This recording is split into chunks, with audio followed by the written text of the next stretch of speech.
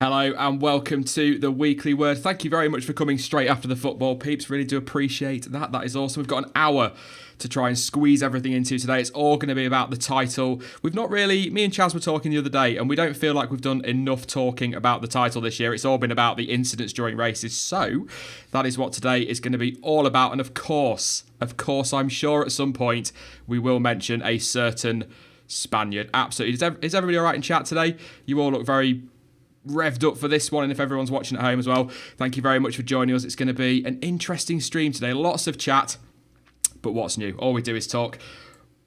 We are going to hop pretty much straight into this one as I try and get set up correctly, and say a very good evening to Jonty. Good evening, mate. Good evening. I'm going to say I was more enjoying football this afternoon. Were you not watching Le Mans? Oh, I did watch the end, of course. Yeah. Oh, yeah. Gotta watch the end. The first bit and the last bit. It's been a while, mate. It's been about a week, I think. So, how are you? Are you good? Yeah, I'm actually very good today. It's quite odd. Feel great. Woke up with a headache, but on it for the stream. Yeah, we'll crack on to this with a little bit of title talk. We do enjoy a little bit of gossiping along the way, and also say hello to Chaz. Good evening, Chaz, mate. Yes, hello everyone, and also how are we all doing? I'm good, mate. Nothing against Germany, but nice to see Mexico pull off a bit of a surprise. Yes, I know it's a Formula One stream and we're starting on football, but it is the World Cup, so exceptions. But yeah, we'll hop straight into the title talk things. Like I said, I've only really got about an hour today. It's been an interesting start to the season, very very tight. I found, and it's quite a. How can I word this? It's not at 2012 levels of unpredictability, Jonty, but it's been, apart from possibly, let's say, the last couple of races, it's been a pretty decent start. What is it? Is it at least 2 wins from the top 3 teams in the first 7 races this year? Yeah, which is great. That's what we want. The shame is the points don't really reflect that. It's strange, isn't it? Because when you look at the first few races and performances of all the drivers, obviously Bottas and Raikkonen thrown in. I know Vettel and Hamilton are going to get all the talk about the World Championship because it's inevitable that's going to happen, but Bottas could be right up there if things had gone his way, and you'd have to say Kimi, without a little bit of bad luck and maybe some errors in terms of strategy, would be nice about it, but some errors in that respect, could have been right in the mix as well, but they're actually quite a way off, really. Well, they are quite a bit. Yeah, they are quite a bit off. But there's been so much issue with the tyres and all this saving and all the rest of it. I don't think we've really seen the out-and-out pace of everyone yet. It's difficult. I'm going to come to you both a little bit later to talk about who we think sort of the fastest is, if you like, or the fastest team is, but it is quite tough to call. I'd have to say that. I have to say thank you as well to Kaylin for your contribution, mate. Really appreciate that. That's awesome. That'll go towards Silverstone. That's what I'm saving my pennies for now. So, I say they're a long way off, Chaz. Bottas is 35 points off the top, and with 25 points for a win, that's not a huge gap. And Raikkonen 53 points off. So I suppose, the luck's got to swing at some point in this season, so they could easily be pulled straight back into it. I think for Bottas, he's not out of it, but he's not properly in the title fight at the moment. He does need, Hamilton or Vettel to have a problem. And then for Kimi, I don't think he is in the title fight because I just don't think he's quick enough to, get in those race-winning positions and really challenge Hamilton, Vettel, even Bottas. Yeah, I'll tell you, we'll start with Ferrari. I was going to go Mercedes because they're the reigning champs, but since we're talking about them, we'll go with Ferrari. Vettel, top of the championship, as he was this time last year. Much narrower lead, of course, this time around. He's been good this start of the season, but he's had his fair share of bad luck, as Hamilton has as well. But do you think, in all honesty, Chaz, and I'm trying to word this in the nicest way possible without sounding like I've got my tinfoil hat on, do you think Ferrari are going to let Raikkonen fight for this title if he is in the mix? No, they put all their eggs into the Sebastian Vettel basket. They're fully pushing Sebastian Vettel in this title bid, and I don't blame them because, Kimi's, I think, 50 points behind, so they can only really push Vettel. Yeah, he's 53 points off, so there's quite a... It's not a gulf for... we've seen Mercedes say that they would let Hamilton and Rosberg race with leads that have been as big as that in the past. But Ferrari, they don't play that way, do they? And it's not a criticism. It's worked for them in the past, hasn't it? So you can't really criticise them for the way they play the number one and the number two. But I don't know so much, John T, if it's that Ferrari won't let Raikkonen fight, I suppose. Is it a little bit more that Raikkonen's got a little bit less interest in winning a world championship? He's very much there, quite happy playing that number two role, isn't he, in some respects? I wouldn't say happy to play that role, but I think he's ended up there because, let's be honest, however cynical it may be, you've got to assume Vettel will have had something in his contract to say that he is a lead driver, that he'll always have Raikkonen playing number two to him, or else he wouldn't have gone there. Because knowing how Ferrari work, who would? I suppose happy was the wrong choice of word. Would it be a push to say content? Probably a slightly better word. But he just seems to be content, yeah, just doing his laps. If he gets a good result, great, but he doesn't seem to be that bothered if he doesn't. And I have to say, you look at the qualifying this season, though, and things could have been so different for him if he just stopped bottling that final flying lap. What could this season have done? Because Ferrari, they do play the team game, but even, with them backing Vettel, I can't see them telling him to jump out of the way 2 races in if Raikkonen's had the better start to the season, because it just seems to be, for some reason, in Q3, that final lap, he can't nail it, doesn't it? It's quite weird, because Kimi's usually pretty, to be honest, chilled about everything, isn't he? Yeah, and it's not like he can't do that. Look at Monaco last year. His final lap in Q3 was astonishing. He certainly can do it. It's just, for some reason this year, he seems to be falling just at the last hurdle, which I don't get.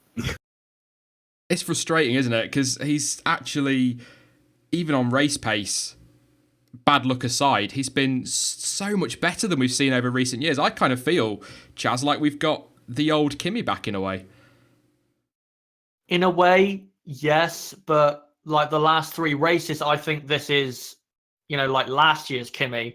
I think in, Australia, Bahrain and China, in terms of just his pace, especially over 1 lap, he did look very good. But when he got to the races, he just wasn't pushing hard enough, in my opinion. He wasn't clinical enough. And now he doesn't seem to have the qualifying speed that he had in Bahrain and Shanghai. Now he's back to Kimi of 2017. I like the word clinical there, Chaz. That's a very good word. I like that. Maybe not back to the Kimi of 07, who was so good, or even, I think, dare I say, I think he drove better in years previous to his, or prior to his championship win, but he could be in that mix. And I think, just perhaps I'm being a little bit of a conspiracy theorist here again, or maybe it's something in his mentality, but all the talk sort of Australia, Bahrain and China was Kimi's going to go at the end of the year. They're going to replace him with Ricciardo, possibly Leclerc. He drives absolutely brilliantly. Then, all of a sudden, John T, out of absolutely nowhere, the talk is that Raikkonen's going to stay and his performance falls off again. Is that just a coincidence, or is that something we've seen this last couple of seasons with Raikkonen when he's been on that 1-year deal? As soon as it looks like he's staying, his performance tails off. It could be. I mean, as much as we like to think we know the drivers, we don't really know them personally. We almost never see them outside of a race weekend scenario. So there is a good chance that his personality responds well to pressure. When it's in his head that he's got to start performing or else he won't be anywhere, suddenly it comes out. And once he knows that he's settled, he hasn't got that pressure on him, maybe it doesn't push him to the great results. I mean, it's like you say, we don't know these guys.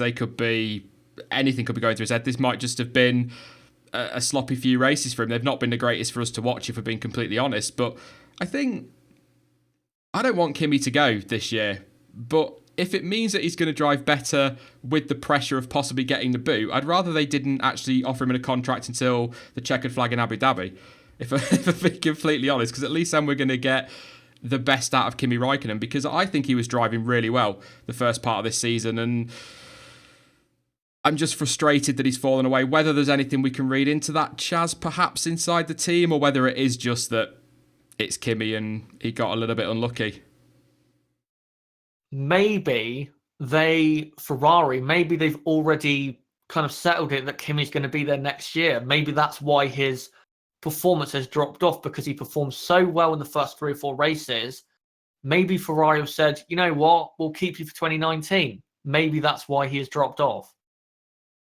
I've been adamant all year that I think Raikkonen will go so far, but this last, with Leclerc doing so well, I think Ferrari are probably thinking, hang on a minute, rather than tying a Ricciardo down to a contract for a couple of years, let's just keep Kimi for one more and maybe promote Leclerc at the end of 2019, because he's been, wandering off topic a little bit, he has been so much better than, I don't know about you, Jonty, but even better than I expected he would be. I thought he'd be good, but I didn't think he'd be this good.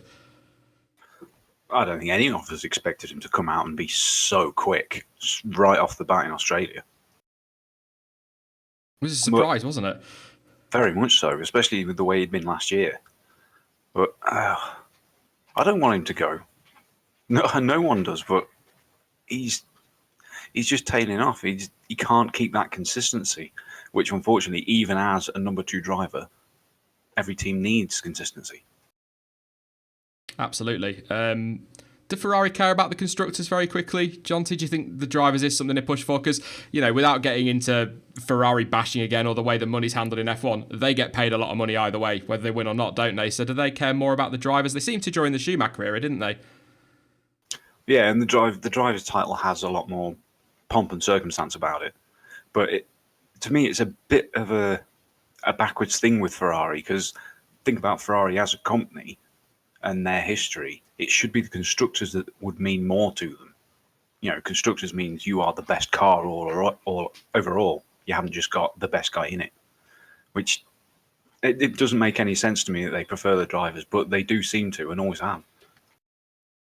Yeah, it's up to them at the end of the day. I always think, you know, the constructors brings the money in, so it's great for teams like Force India and Williams, for example, but for a team like Ferrari, the drivers are a lot more marketable, aren't they? Not that Ferrari aren't a marketable brand, they absolutely are, but if you've got a driver to stick next to that name as well as a world champion, it looks a little bit nicer, doesn't it, to the PR people and whatnot. But let's hop on to Mercedes. Lewis Hamilton, what have we said about him this year? He's looked miserable, he's not been himself, he's not really been at the races. Is he looking at retirement?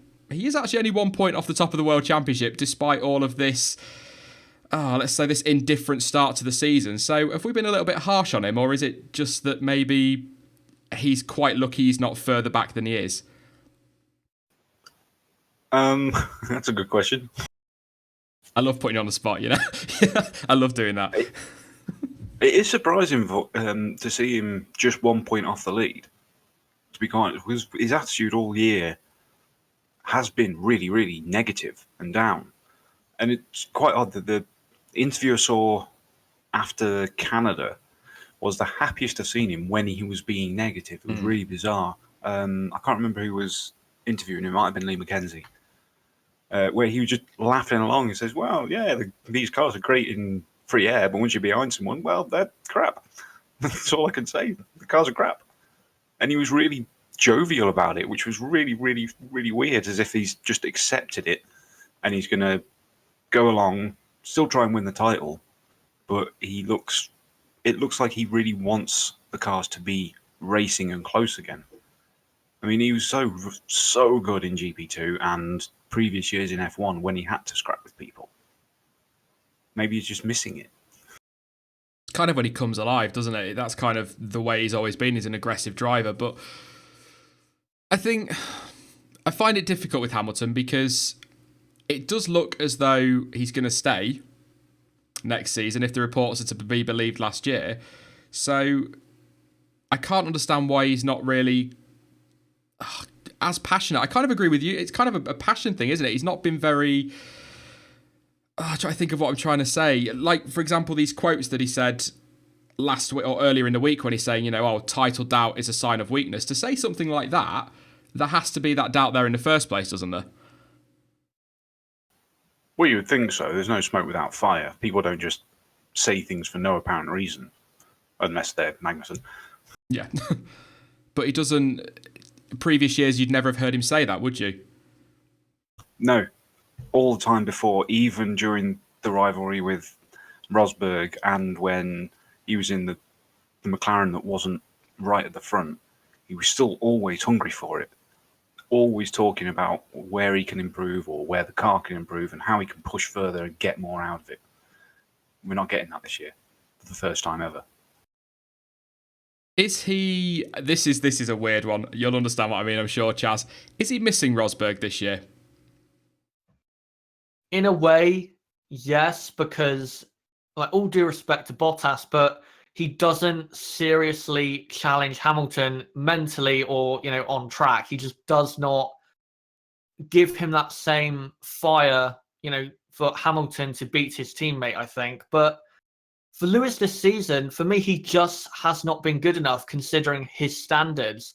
He's only been good at races where the car's been good, which is Australia and Spain. All the other races, in my opinion, he has not really lived up to his own standards. Yeah, there's not that rivalry in the team, is there, like we've seen in the past, and that drove him on. And I think that's what drove Rosberg on as well to that title in 2016, Yeah. It really, they were so determined to beat each other, they didn't even think about anybody else. But now that he's not got Bottas really pushing him, like you say, they've got to think about everybody else, because suddenly there's a Ferrari on the front row alongside of you, or a Red Bull's got in the mix as well. Whereas before, with Rosberg and Hamilton pushing each other, it was often, or more often than not, it was a front row lockout, and they could forget about the rest, couldn't they?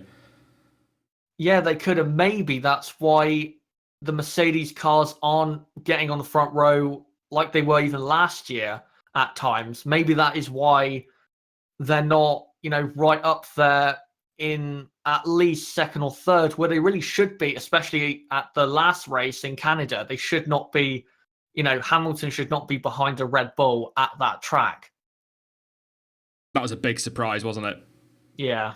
A real surprise. And I think whether that's anything to do with the power unit, perhaps. I'm not 100% convinced that it would have affected them that much. It would have affected them, there's no doubt about that, but not as much as they were making out. So I don't know what was going on. I'm looking forward to the French Grand Prix next week, which, don't forget, we have to say is going to be rubbish because our predictions are all terrible, so we might actually get a really good race. But I'm really looking forward to next week to see whether that was just not a fluke from Red Bull, but a sort of a one-off. Maybe they just set the car up perfectly for Canada, I don't know, but I'm really looking forward to seeing, because France should be all about the power as well, in theory, with those long straights. So really looking forward to that. But we are going to stick with Red Bull. And it's an awkward one to discuss in some respects, because we've just talked about how Bottas isn't out of the world title fight. Ricciardo's only 2 points further back on 37. Realistically, is he in this fight, if we're being honest, Chaz? I don't know. I think the Red Bull, by the end of the year, I think it will be the best car on the grid. But I don't know if it can stay reliable enough, or if it will be at times at certain tracks like Monza and Spa. I don't know if it'll be quick enough for him to, get the points needed. And of course, if his teammate is very competitive, like, in Canada, then it's not going to help. Yeah. It's awkward, isn't it, Jonty? Because Ricciardo's right in there, 37 points off. Vettel and Hamilton both retire from a Grand Prix. He picks up the win and he's right back in the mix. But for some reason, and I don't know why, I just don't see him challenging. And it's frustrating to say, because Red Bull are definitely up there at certain tracks. It's because people have got no trust in the reliability of their power unit. That's what it comes down to, Red Bull. You just can't trust it. I mean, look at all the problems they had last year and problems they've had already this year. That's what causes the big issue. I mean, just going back to Mercedes for a minute, I was going to mention Bottas really is a dark horse in this. All he's got to do is just keep being nice and regular. It doesn't matter if he's coming second or third, he's constantly clocking up the points. And as you said, one bad race for Hamilton and Vettel, he's right in there. It's pure fluke and random chance that he's not 10 points off the lead instead of 30 odd. He was very unlucky, wasn't he, in China with the safety car, and he was very unlucky with the puncture in Baku. He would have won that race, so we'd be having a completely different conversation if the luck had gone the other way, wouldn't we? Yeah, exactly. Baku was in the bag. It really was. So he's the one not to write off. Ricardo, he's just got that reliability issue. Now, I must say, I did call Red Bull being strong at Canada. They are getting so much downforce out of the chassis and body of that car. They can strip tons and tons out of the wings and then still be good on the straights. You watch, they will be right up there. Second row, possibly first row, France. He did say it. He's not making that up. He definitely did say that. He's not just doing it for... usually I get messages throughout a race from Jonty that'll say safety car lap 25, safety car lap 28, safety car lap 32, just so that he gets one right. Isn't that right, Jonty? Yeah, it all comes down to the first one, which was it Bahrain or China? It was China, wasn't it? Yeah. It was China. I sent you a message saying safety car lap 32 would be nice, and then it happened on lap 32. I'm like, oh my God, I need to do that every race. So that's all I get bombarded with. So he definitely did say that. But if we're talking about Bottas only 35 points off and one race and all that, Ricciardo, like I say, is only 2 points further back. We've got to consider him in that mix. He's good. I think he will need some luck. I think you're right on the reliability. We don't trust that Renault power unit. Red Bull certainly do not trust the reliability of that power unit. It is definitely a lot less powerful than the Mercedes and Ferrari, so that is going to cost them at the big tracks. So it's difficult. You kind of have to include him in the talk, even if you don't necessarily believe he's going to do it. But I think I'll start with you, Chaz, on this one. 71 points off the top of the championship. We're umming and ahhing about Ricciardo. Are we kind of therefore inadvertently writing Verstappen off? Yeah, Verstappen, he doesn't stand a chance. He blew it in the first 6 races for all those contacts and crashes. If he had had maybe 1 or 2 less, then you could probably argue that he's still in the fight, but because of those incidents, I just cannot say he's in the fight. What about you, Jonty? Do you sort of feel the same? We've kind of... Yeah, it's difficult, isn't it? 71 points is a hell of a gap for anybody to close down. It is a big gap. But again, it's only 3 wins. Yeah. 14 races. And the big point here, none of us know how much that one less engine is going to start making a big difference. That's a good point. A very good point. The drivers themselves are sort of touching on that. I think that's why we ended up with what we got in Monaco and Canada, because they're all looking at this early season. Kind of what you were saying about Bottas, actually, just trying to get the points on the board early on, see how far you can get each power unit, which hasn't worked very well for Daniel Ricciardo and Red Bull, but see how far you can get each power unit and then push towards the end of the season. So, which is kind of rubbish for us because that's not really racing, whether people like it or not. And, you know, F1 isn't just about overtaking, it's about close racing, but driving around slowly is not going for it. And I kind of feel with Verstappen, perhaps I'm wrong, some of what's going on is out of frustration with that. He wants to be quick, he wants to be aggressive, he wants to go for every move. He don't want to be driving around looking after power units. I'm not saying that anybody else does, but I think part of that has to come into the equation in his mind somewhere, Jonty, surely. Frustration. Yeah, and it will be frustration at himself because he knows he's made those mistakes. Yeah. But I think he's one of the ones which could pull a surprise on a few people come France, because the younger drivers, they will have driven that track a lot more than the longer serving guys from the Euro F3, various F4, whatever championships, which do still use it and have used it for a while. Leclerc in particular, they know that track better.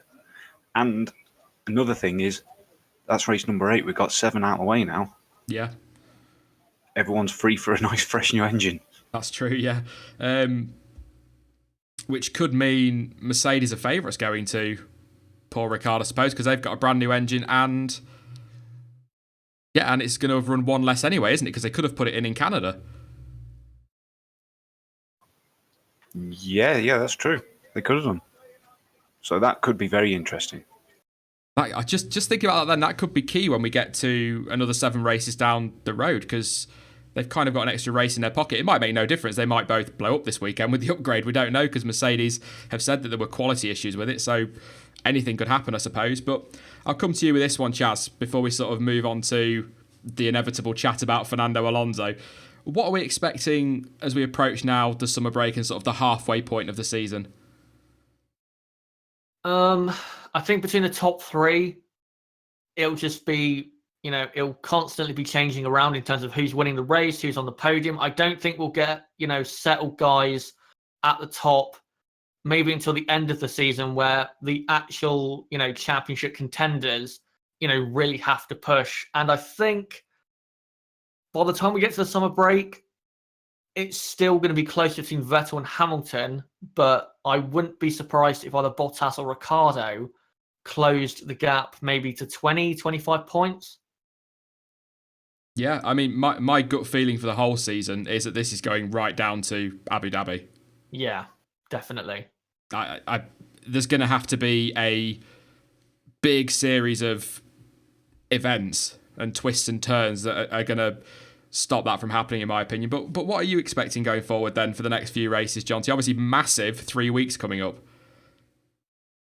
Yeah, and all 3 very much power related, which where I genuinely think Red Bull are going to be surprising people.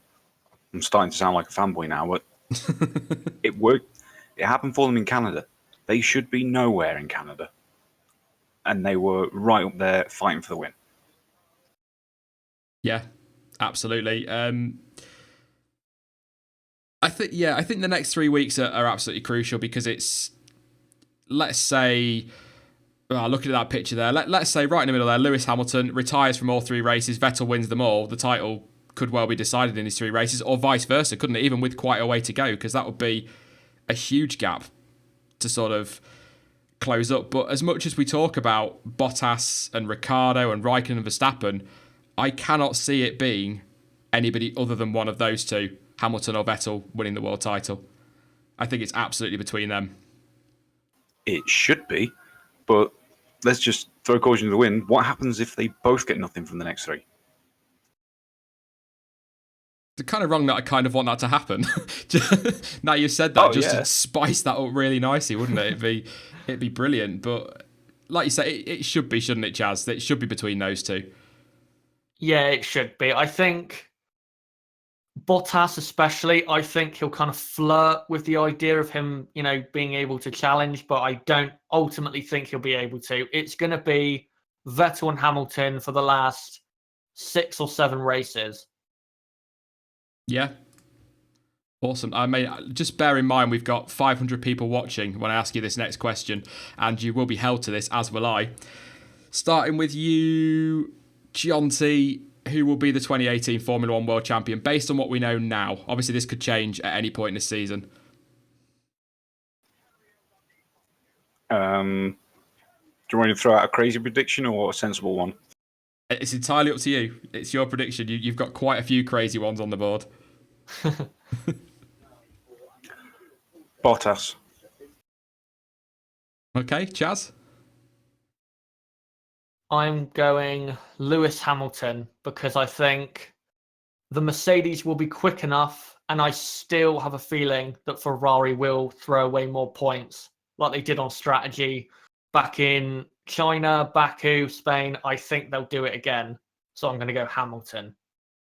I said it over the winter. I said it in my preseason prediction. I'm going to stand by it. I think Vettel. I don't know why. Last year, he led the championship very comfortably early on, and at no point did I think he was going to do it. This year, for whatever reason, I think he will win it.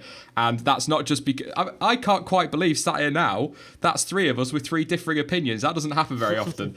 So, yeah, I think that also sums up just how tight this season is going to be, and the chat are giving us some of their predictions now, and they are just as mixed. A couple saying Stroll, Ericsson, of course, absolutely, yeah. Look, never going to happen. Mathematically, everybody still can win the World Championship. It's just not going to go down like that at all. There's absolutely no way.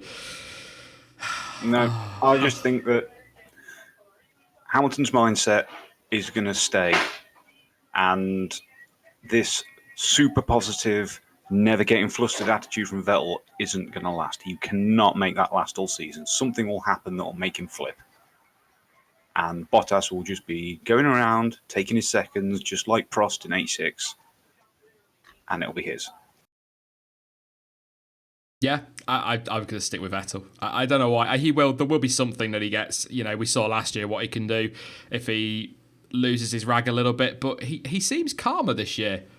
I don't know why. He doesn't seem anywhere near as stressed out, whether it's because of what happened last year. You know, going into last season, he'd never lost a world championship, having led at some point, and he did last year, so that takes that away and maybe the pressure off a little bit this year. And I don't know, just he looks happier, and I think he looks more the most comfortable we've seen him probably since 2013, maybe. And I don't know why. Just looking at him, people probably say I'm talking crazy, but I just he looks like the Sebastian Vettel that dominated with Red Bull in terms of even the smile on his face. So it's just a gut feeling I've got is that he's going to do it. So, but we shall see. And we'll probably, but you watch, because we've all said that, it'll be Ricardo. Yeah, I was just going to say, Magath88 in the chat just said, because of all your predictions, it'll be Ricardo. Which, not far from the truth, let's be honest. Yeah, that's absolutely true. We've not been great with them so far. We're going to have to talk about it, though. That's the title chat. We'll come to you guys for Q&A in a bit in the chat. But Fernando Alonso, I don't know if you've heard, Jonty, but apparently he was racing at Le Mans this weekend. It's hardly been mentioned at all. And he's gone and won it with Nakajima and Buemi. Hell of an achievement. And of course, that's part 2 of the Triple Crown done. Yeah, it is. Not really surprised with all of the PR around it. As long as the 2 Toyotas were racing at the front, that car was going to win, wasn't it? Yeah, I mean, I'm not going to lie. I was really happy when he crossed the line and won it, but my first thought wasn't brilliant, well done Alonso. My genuine first thought, which I know is going to upset a few people that have been having words with me over the last few days over on Twitter and in the comments section, my first thought was, well, that's Indy confirmed for next year then. Yeah, there is that as well. One's done. If he goes for full IndyCar, he can really focus on it. It's one of those, isn't it? He may stick around in Formula 1. Obviously, everything rumbling around McLaren at the minute. You know, there could be a change at the top, so maybe that will convince him to stay. We're going to have to really watch that space. But from what I don't follow WEC, and I am going to say WEC. I know it annoys some people. I know it annoys people on your side as well, Chaz, doesn't it, when you say WEC? Yeah. But I don't know a lot about that. But from what I've heard, Toyota were pretty much nailed on for the win. I think he deserves a lot of credit, and it's fantastic, and we're an F1 channel, so of course we're going to talk about him, but 2 ex-F1 drivers alongside him that deserve just as much credit as he got. Oh, absolutely. Buemi, I've always rated Buemi, and Nakajima, not so much, but he's certainly become a good sports car driver. Did you watch much of Le Mans, Chaz? I did watch some of it. Sadly, I did not get to catch any part where Alonso was driving. But, you know, it's a great achievement. I am really, really happy for him because now he can go and do the Indy 500 next year. But there's something that, for me, mars this is no competition. He didn't have any competition, let's be honest, to win the Le Mans 24-hour. He had the other car, didn't he? But I know what you mean. It was one team, wasn't it? Kind of like Mercedes domination in 2014 kind of thing, I suppose. But I think aside from anything, I'm so happy. And I know Hayley, she's in chat and she will feel exactly the same. I'm just so pleased to see him smiling again. Yeah, it did make a nice change to see him back to what he should be. He's always been quite a happy guy. Back in the early days of Formula One, even when he wasn't winning, he was still positive, had a lot of fun with it. It's just these last 3 years, well, it would test anyone's mood.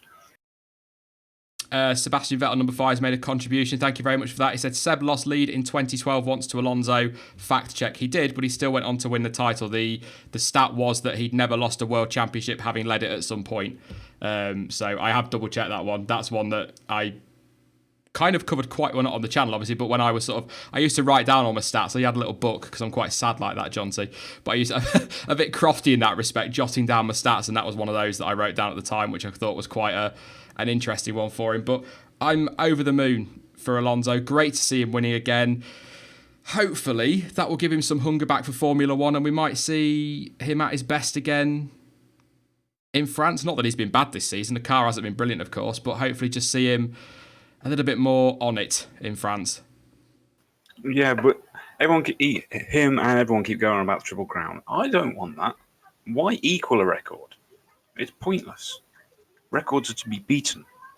So we should be going off to do the Indy 500, but also try and do the double that they have over there, where you do the Indy, win it, and then you get on a plane and you go to the Coca-Cola 600 for NASCAR the same day. That's a challenge. And then throw in Bathurst 12-hour. Someone said, I think J-Bear just tweeted out, imagine if he throws a curveball and goes to the Dakar Rally. That's what I want to see. That is a fair point, because it's like you say, you know, why settle to be as good as somebody else? Yeah, no, I like that. Alonso rallying, hang on a minute.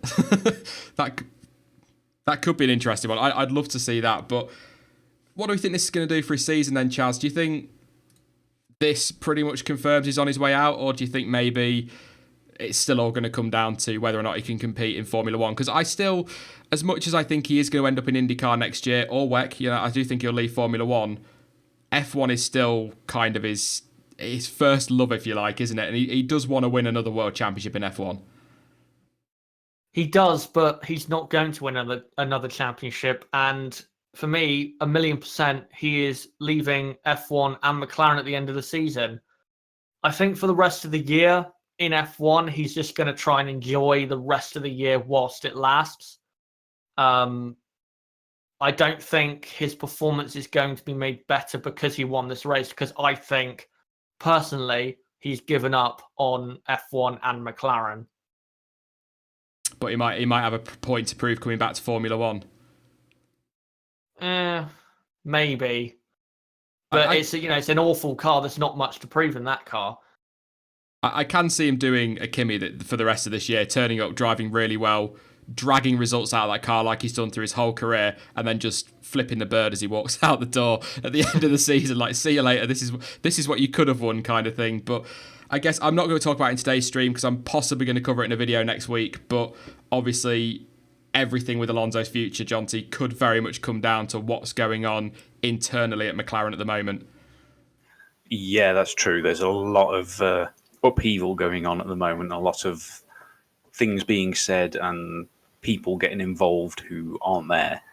So that could have a big part to play. But I think there'll be a big mental thing for Alonso because he's been off doing Le Mans in that ultra-fast car. I mean, those cars are crazy, crazy quick.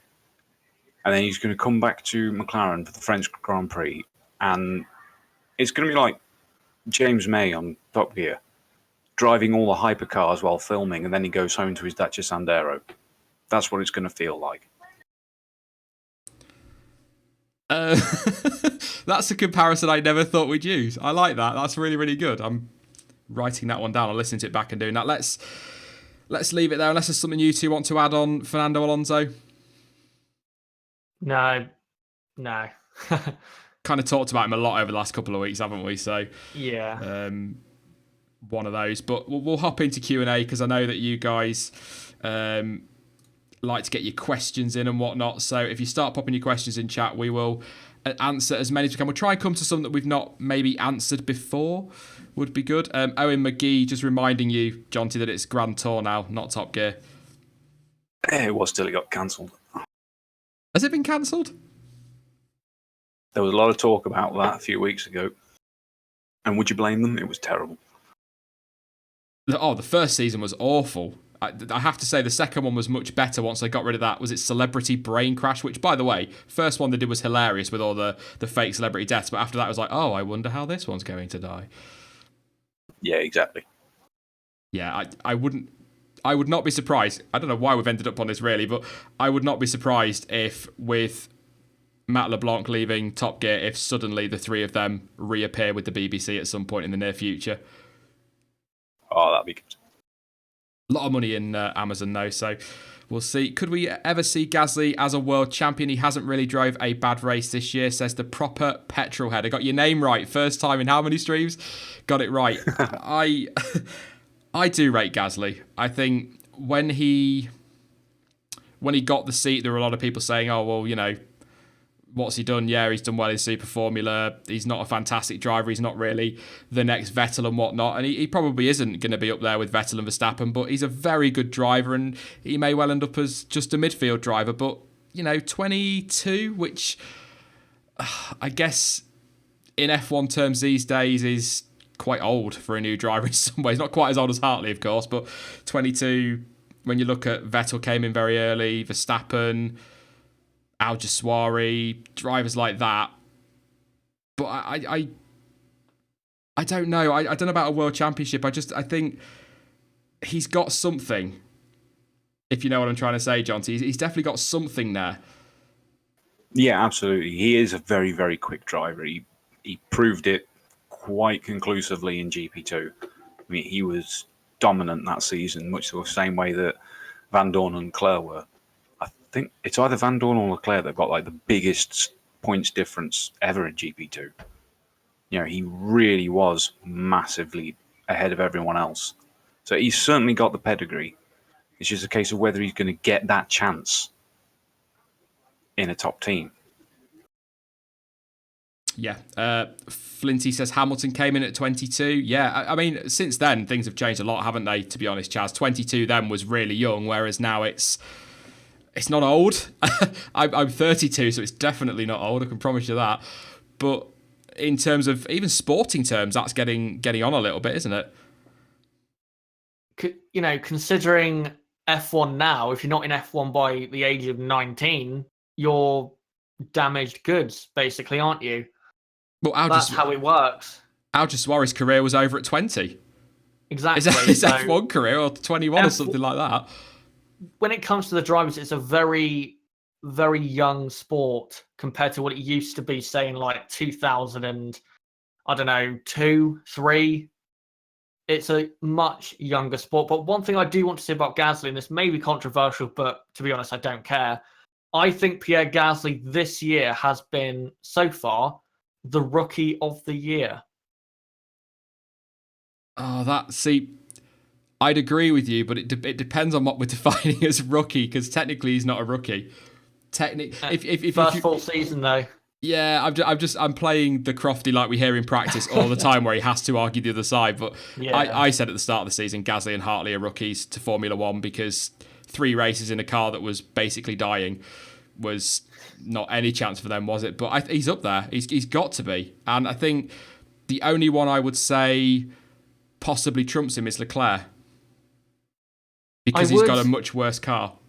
I would say that, but I think the mistakes that he was making, that Charles Leclerc was making in the first 3 races, I know that he's recovered since that, but, you know, I'm not just going to forget it. It still happened. And Gasly, since the start of the year, maybe except qualifying in Australia and the crash of Hartley in China, has been absolutely on it. Thank you very much to Haley for your contribution as well. Really do appreciate that. I'll put that in the Silverstone pot and also probably start buying some of your artwork as well. You're paying me to buy your artwork. That's not very good business, Haley. We need to work on that. Alonso to become the new Stig, says Vlogging at Charlie. I think maybe, maybe, but great. Yeah, got to get this Triple Crown and whatnot out of the way first, because I can see Alonso racing until he's 85 or something like that, just so he makes sure he at least tries at every opportunity to win it, to be honest. It's definitely the thing he wants. So, do you believe that Ricciardo and Newey can go to Renault in 2019, even if Renault still has this young driver program? That's a very good question, because obviously that's been reported that, was it Friday? I think it was Friday. It was reported that Newey had been approached by Renault, or had spoken to Renault about possibly switching to them next year. And I have to say, if, again, as I said on Friday, kind of repeating myself here, if Red Bull go with Honda and they lose Newey, who goes off to Renault, I would not be surprised to see Ricciardo follow. I would. Really? But then, yeah, I'd follow Newey. But then, saying that, I would also quite happily take Renault's offer if I was Adrian Newey. But that's just me personally. I mean, yeah, it's great to sit at the front and win, as he was in the past. I know they're not doing it all the time now. But the challenge is dragging a team up from the mid or the back. Personally, I'd prefer to see Newey go right to the bottom, go to Sauber or someone. Do you know what? I think Newey should go to Renault because at the end of the day, Renault is a works team. So he doesn't, have to really worry about the power unit stuff like they kind of do a bit more at Red Bull. You know what I mean? I think it would make more sense if he went to Renault because they're making a lot of progress, and all due respect to Red Bull, they're at the front, but they haven't made a lot of progress since 2014. One thing it would pretty much guarantee for him is he would have total control, more or less, over how the engine and the chassis are integrated together. Whereas at Red Bull, he's kind of given an engine, isn't he? And then he's got to build the chassis around it. Whereas he can work with the engine department, which potentially, with 2021 on the horizon, could make Renault pull a Mercedes 2014. Perhaps not to that kind of dominance, but they could throw themselves right to the front of the grid if they get that right. I mean, I think it's more likely Newey will retire than go to Renault or sign a new deal at Red Bull because he's been very loyal to them. But I would love to see him go to another team, another challenge for him, because he's kind of limited as to what he can do, isn't he, at Red Bull? Yeah, exactly. Like you say, with the works team, he can be brought in as full technical director and have say on everything, which they really would pull a Mercedes 2014 quite easily. What about Adrian Newey as a team boss? All this around McLaren at the minute, could you see him leading a team, or do you think he prefers to just keep himself in the background working on the car? Yeah, I don't see him as a team boss. I never have done. And there's a lot of the designers in the past that never really have been team bosses. Even if they took the job, it's not what they were best to be doing. Are you pretty confident Red Bull are going to sign up to Honda and announce that in the next couple of weeks? It certainly seems likely. What about you, Chaz? It does look that way, doesn't it? It does look that way, even though I still think they should just stick with Renault. But I will say as well, with this whole Red Bull, Renault and Honda, why have Renault not told Red Bull to stick it? Because as far as I'm concerned, with the whole deadline stuff, Red Bull have acted like children. There's a clear deadline there. Renault aren't being very harsh when they set it. Just say, when it comes to the deadline, who you're going with. Stop making them wait. I think the decision was taken earlier in the year. I think a lot earlier in the year. But Renault have said, we're not going to wait till Austria. Red Bull have said, well, we'll make our announcement between France and Austria. But Renault haven't just come out and said, well, stuff you then. It's almost like, how do I say this? It's almost like Renault want Red Bull more than Red Bull want Renault. Does that make sense? It would make sense because it's that, there's no guarantee that in 2019 or 2020, before the big, change in 2021, that Renault as a works team are going to be good enough to win races. And with Red Bull, it's a safe haven for them to win Grand Prix still. Yeah. I've got a question directly to Jonty. It says, in basic terms, how can design allow for cars to follow very closely? Well, this is what they're aiming at with the 2019 changes, because currently the cars are relying massively on controlling the air around the outside of the car. That's what's going on with the front wings. It's creating outwash and vortices to send the air along the side of the body, where it can then be worked by the diffuser, where this creates tons more turbulence in the wake of the car. So the changes for next year, they're trying to get rid of as much of the outwashing as possible. That's why the front wings are changing so dramatically. They're getting rid of fins on the brake ducts, banning the blown axles. and trying to force designers into using the underside of the car a lot more than the outside, which they are now. Once that happens, the air will be less disturbed coming off the back of the car, so there's more for the following car to work with. That's a really simple way. There you go. A couple of people in chat mentioning about comments from Renault about the fuel in a Red Bull. Is that something I've missed massively? Because the last I'd heard, they were just saying that they won't get maximum performance from the engine with the fuel that they've chosen to use. That was something they discussed earlier in the year, wasn't it? I hadn't read that one. Sorry. I have seen it. Basically, Renault is saying that Red Bull are not as, I think maybe it's reliable, I think it said, with their power units because they're not using the same fuel, I think, as the Works team. I think it was like that. If anyone in the comments has give it a proper read, then please correct me. But that would make sense. It would definitely make sense if that is the case. But I mean, there was something said about that earlier in the year where Renault said that they're never going to get the best performance from the power unit by using the fuel they've chosen to use. Because Red Bull, I can't remember who they're using, but they've chosen to use somebody completely different to Renault. But Renault have recommended that they use whoever Renault are using. But Red Bull were like, nah, we'll use who we want because we've got our partnership there. So I don't know if there's any, not controversy, but if there's anything really going on there. I think what we've got, and we've kind of wandered onto the engine conversation again, but what we've kind of got here is tit for tat with Renault and Red Bull. They're both kind of sending little shots across at each other, and it's all gearing up for this big announcement. And I think that's what all these comments were with Red Bull anyway. All this, we'll make our decision when we're ready. That for me is just Red Bull saying we've made our decision. We're not bothered what you say. If you don't want to extend the deadline, that's fine because we're going to Honda anyway. But it's, Mobile One. Yeah, thank you very much for that one. I can't even read that.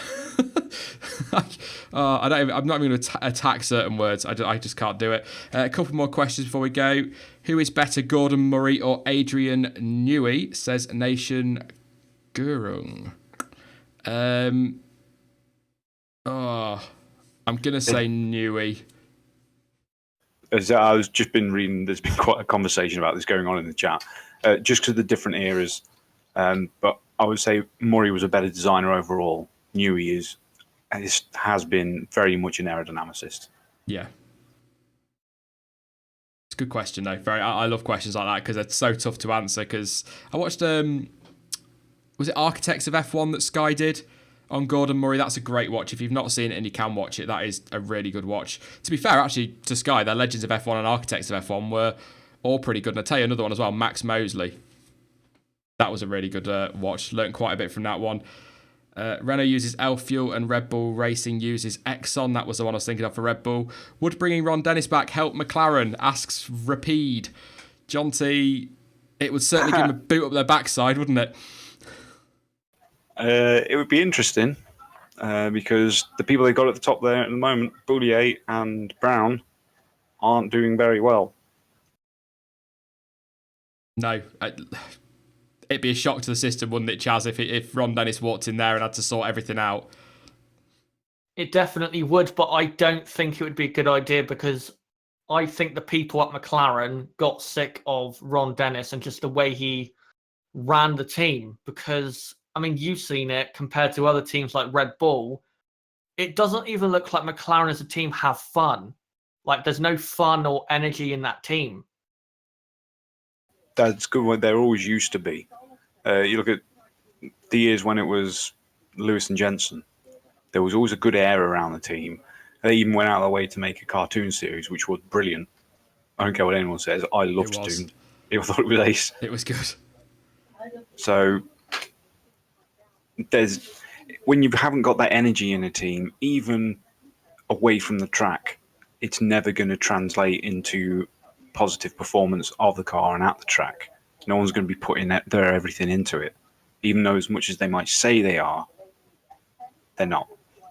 But at that time with Lewis and Jensen, Ron stepped back, didn't he? And it was Martin Whitmarsh who was now dealing with the Formula One side. And then Ron came back in, was it 2014 or 2013? And then since then they returned to, the team that has no, real fun at all.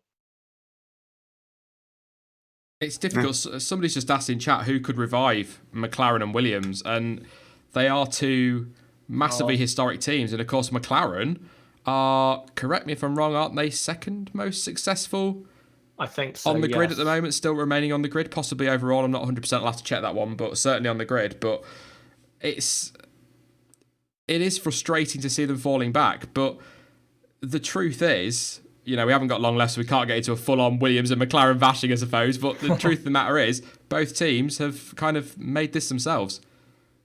Yeah, exactly. Like McLaren going away from a very tried and trusted partnership with Mercedes, in my opinion, was such a idiotic decision by taking the risk and again breaking with that tried and trusted relationship. And Williams, to use the word again, clinical. When they had the chance to win races, they did not take them.